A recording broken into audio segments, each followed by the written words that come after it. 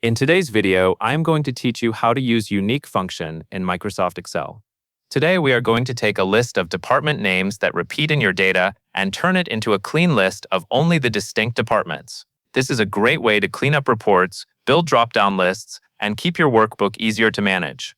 First, we are going to set up the headings so the columns are clear. Label cell A1 as raw departments and label cell C1 as unique list.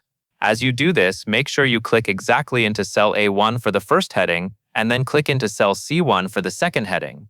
The goal is to give each column a meaningful name so you know which one contains the original data and which one will contain the results.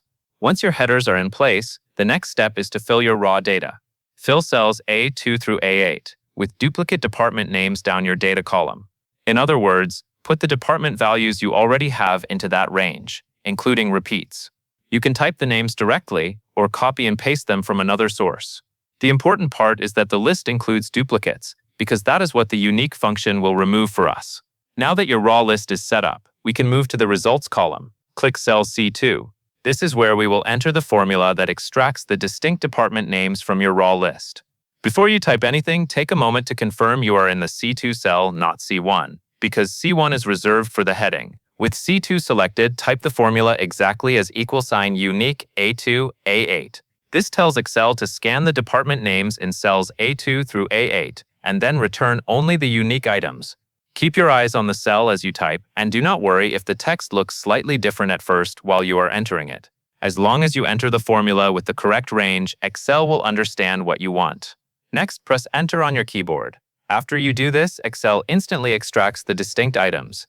This is the part that makes the unique function so convenient, because it handles the filtering automatically for you, without needing complicated sorting or manual cleanup. After the formula runs, you will see results appear starting in the C2 cell. Now that the dynamic array results have appeared, we are going to check them closely. Highlight cell range C2 through C4 to see the spilled dynamic array results. Because unique returns a set of results, Excel may place multiple department names in successive cells. The spilled behavior means the results flow into the cells below automatically. By highlighting C2 to C4, you can visually confirm how many unique departments were found and where they landed.